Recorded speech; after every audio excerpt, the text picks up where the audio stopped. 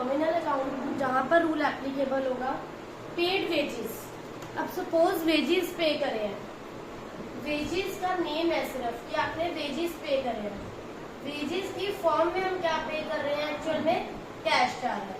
तो बिजनेस में ये एक्सपेंस है या इनकम, आप पहले से समझो।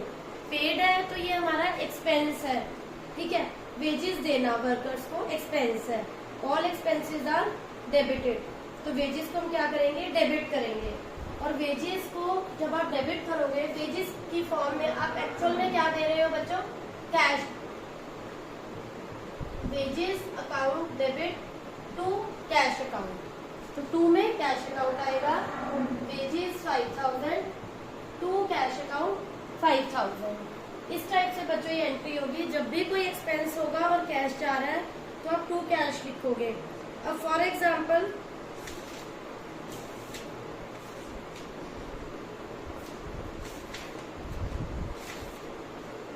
रिसीव्ड इंटरेस्ट आ रहा है आपका। अब अगर इंटरेस्ट आप रिसीव कर रहे हो, रिसीव्ड इंटरेस्ट, अगर हम इंटरेस्ट रिसीव कर रहे हैं बच्चों, तो इंटरेस्ट की फॉर्म में हमें क्या मिल रहा है, एक्चुअल में नेम वो इंटरेस्ट का है कि हमें इंटरेस्ट आ रहा है, ये इनकम है। तो इंटरेस्ट के नेम से हम इसे क्रेडिट करेंगे, बट एक्चुअल में हमें इंटरेस्ट की फॉर्म में बिजनेस में क्या आ रहा है, कैश आ रहा है।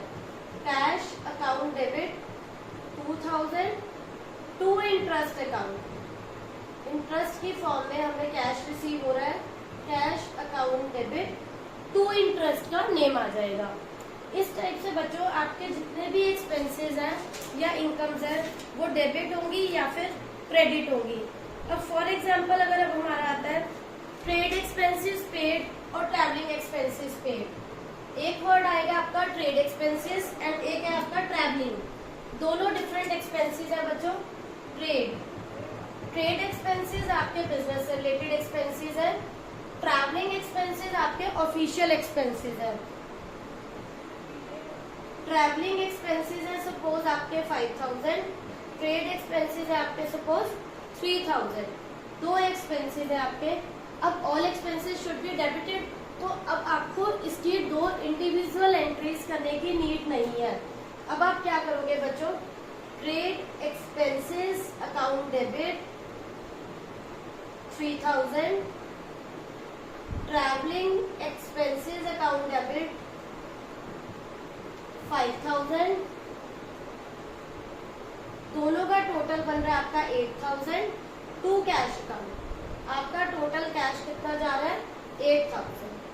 ट्रेड एक्सपेंसेस जिसमें से 3 है, ट्रैवलिंग एक्सपेंसेस जिसमें से 5 है, तो ये टोटल बन गया बच्चों आपका 8000। तो हम इसकी कंबाइन एंट्री इस टाइप से भी कर सकते हैं। ये जरूरी नहीं है कि आप इस एंट्री को अलग से पास करोगे। अब सपोज बच्चों मैं आपको एक एंट्री बताती हूँ जिसमें कि आप जो पेमेंट कर रहे हैं वो बाय चेक कर रहे हैं। जब भी आप अमाउंट चेक से पे करोगे बच्चों, तो instead of using the word cash हम वर्ड यूज करेंगे बैंक। सपोज हमने रेंट पे करा है बाय चेक। अगर आप रेंट पे कर रहे हैं चेक से, तो एंट्री क्या होगी बच्चों, रेंट पेड बाय चेक। देखो बच्चों, रेंट पे करना, रेंट को पे करना आपका एक्सपेंस है, ठीक है। जब आप चेक वर्ड नहीं यूज कर रहे थे तो हम टू कैश लिख रहे थे कि हमारा रेंट की फॉर्म में क्या जा रहा है, कैश जा रहा है। अब हम चेक से पेमेंट कर रहे हैं तो यहाँ पर वर्ड आ जाएगा टू बैंक, क्योंकि चेक कहाँ से क्लियर होता है बच्चों, बैंक से। 20,000 का आपने रेंट पे करा बाय चेक, डेबिट क्या होगा यहाँ पर, रेंट पेड है, रेंट अकाउंट डेबिट, आपका एक्सपेंस क्या है, रेंट। जब तक चेक वर्ड नहीं था आप वर्ड यूज करते थे कैश, ठीक है। लेकिन अब चेक से पे कर रहे हो तो वर्ड आएगा टू बैंक अकाउंट 20,000, क्योंकि आप जो रेंट पे कर रहे हो वो चेक से दे रहे हो। और जो कोई भी चेक है बच्चों वो कहाँ से क्लियर होता है, बैंक से। तो जब भी चेक की एंट्री बाय चेक वर्ड होगा तो हम टू बैंक को क्रेडिट करेंगे। अब इसका मैं आपको दूसरा केस बताती हूँ। सपोज आपको सैलरी रिसीव हुई है बाय चेक, सैलरी रिसीव जो सैलरी आपको मिली है, या ये लिख सकते हो वो चेक रिसीव हुआ है ऑफ सैलरी, किसी भी टाइप से आप लिख सकते हो, चेक ऑफ सैलरी रिसीव या salary received by cheque of ₹10,000। यहाँ आप रेंट पे कर रहे थे तो रेंट आपका एक्सपेंस था, रेंट को हमने डेबिट करा।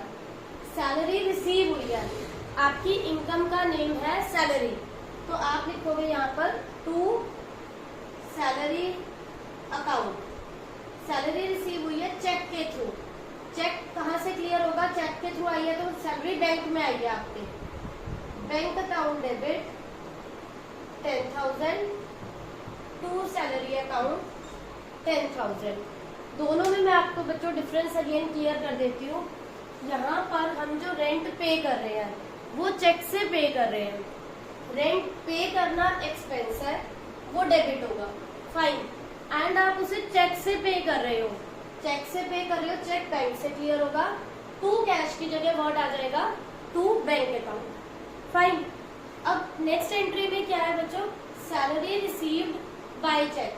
सैलरी रिसीव हुई है और चेक के थ्रू हुई है आपको सैलरी रिसीव, तो सैलरी इनकम है आपकी, टू सैलरी आया आपका, और आपको जो सैलरी आई है वो चेक के थ्रू आई है, तो उसमें आपका बैंक डेबिट होगा, क्योंकि जो सैलरी बैंक में आई है तो उसके लिए बैंक डेबिट होगा। पेमेंट होती है तो टू बैंक आता है, और रिसीव हो रहा है आपको चेक के थ्रू कुछ भी, तो वो आपका बैंक क्या हो जाएगा, उस केस में डेबिट हो जाएगा।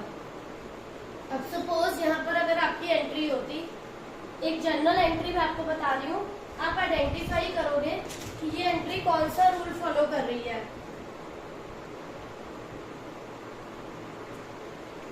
सपोज आपको यहाँ पर एक अमाउंट दे रखा है बच्चों,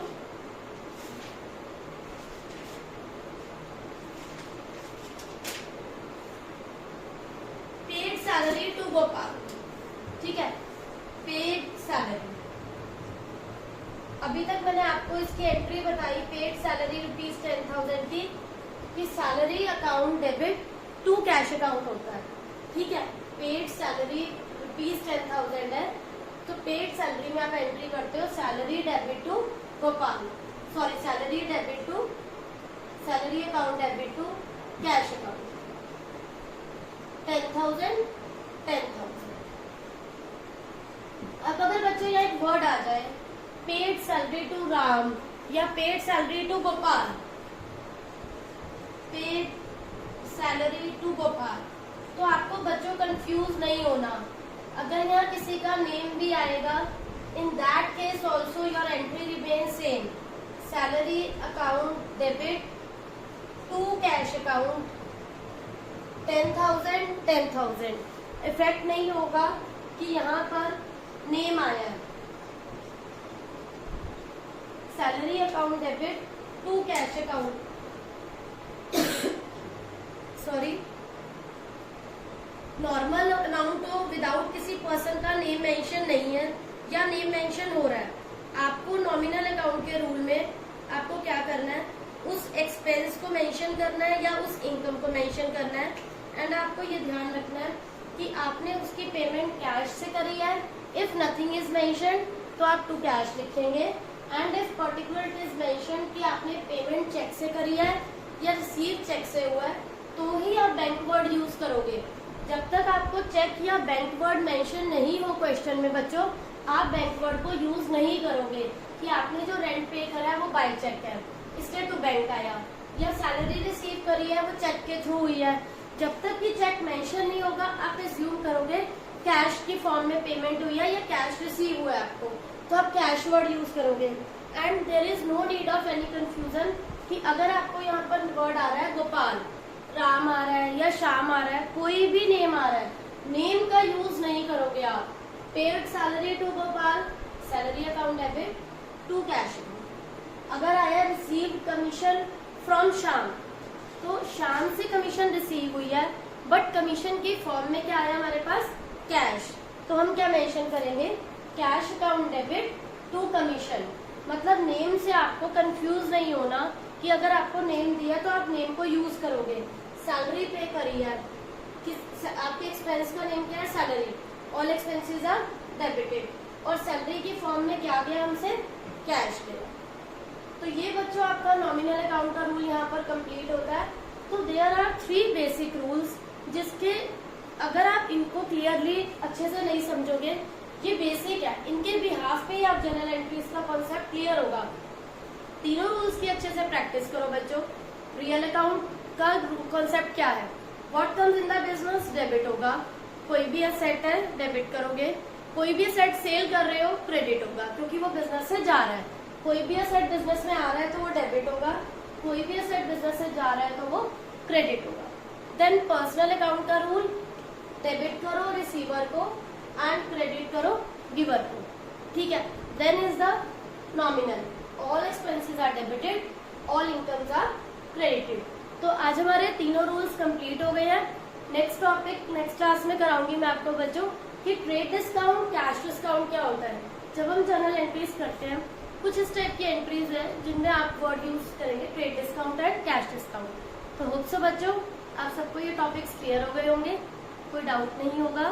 still you are having any doubt, please ask in comment section. And अगर आपको वीडियो अच्छी लगी हो तो प्लीज लाइक शेयर सब्सक्राइब करना मत भूलिएगा। Thank you.